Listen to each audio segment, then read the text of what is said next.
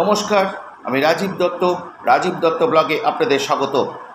আপনারা জানেন যে কসবা অঞ্চলে বিজেপি নেত্রী সরস্বতী সরকারের উপর হামলা হয়েছে শনিবার গভীর রাত্রে, এবং এই ঘটনা নিয়ে রবিবার সারা দিন উত্তাল ছিল আনন্দপুর কসবা অঞ্চল।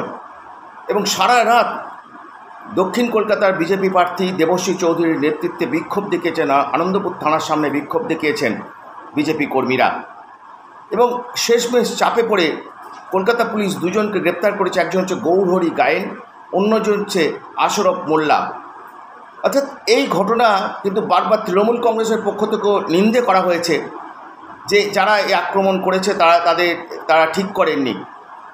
কিন্তু এই ঘটনা বারবার বেড়ে যাচ্ছে। কলকাতা শুধু নয়, রাজ্যের বিভিন্ন প্রান্তে আক্রমণের ঘটনা ঘটছে। একইভাবে কলকাতাতেও ঘটল, এবং যার ফলে কিন্তু বিজেপি কর্মীরা বিচারের দাবিতে তারা সারা রাত বসে আনন্দপুর থানার সামনে বিক্ষোভ দেখিয়েছেন। শেষমেশ পুলিশ চাপে পড়ে দুজনকে গ্রেপ্তার করেছে।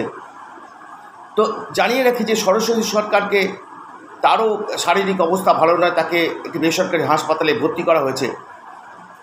চলুন প্রথমেই দেখে নিই সেই বিক্ষোভের ছবি।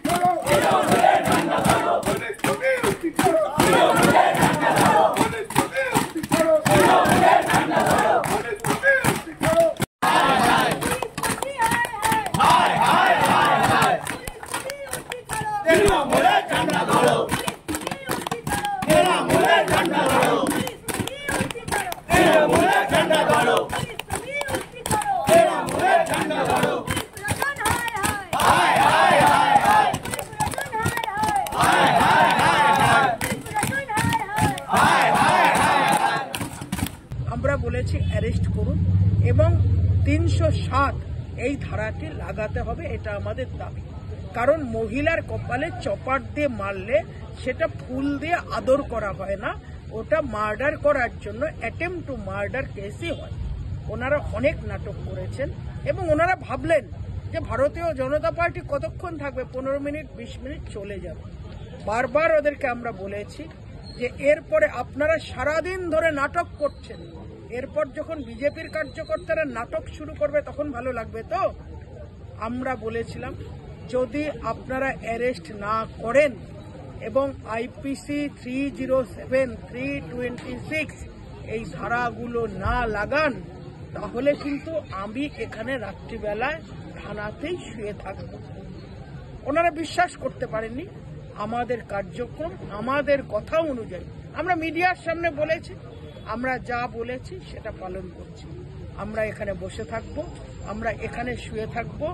আমি দেখতে চাই আনন্দপুর থানা আর পশ্চিমবাংলার স্বরাষ্ট্রমন্ত্রী মমতা বন্দ্যোপাধ্যায় তার প্রতিক্রিয়া কি।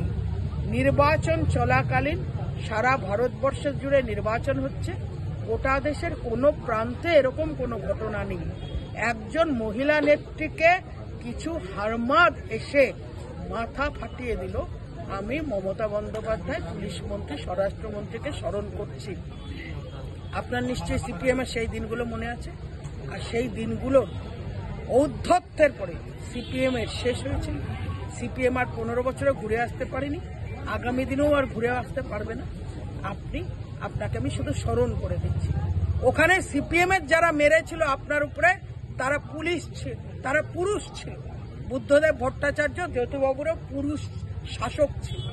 আর আজকে যে মহিলা নেত্রীর উপরে মাথা ফাটানো হলো, আপনি কিন্তু মহিলা নেত্রী, আপনি খেয়াল রাখবেন, স্মরণ রাখবেন।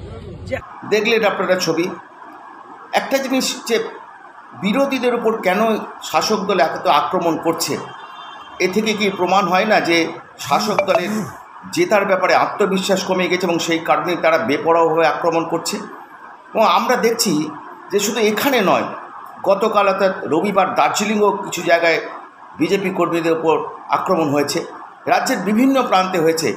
এ থেকে প্রমাণ হয় যে শাসক দল তাদের জয়ের ব্যাপারে ততটা আত্মবিশ্বাসী নয়। তারা বুঝতে পারছেন যে মানুষ তাদের থেকে সরে যাচ্ছে এবং সেই কারণেই তারা বিরোধীদের উপর চড়া হচ্ছে, এমনটাই বলছেন অনেকে। কি বলেন আপনারা? জানান আপনাদের মতামত। ধন্যবাদ।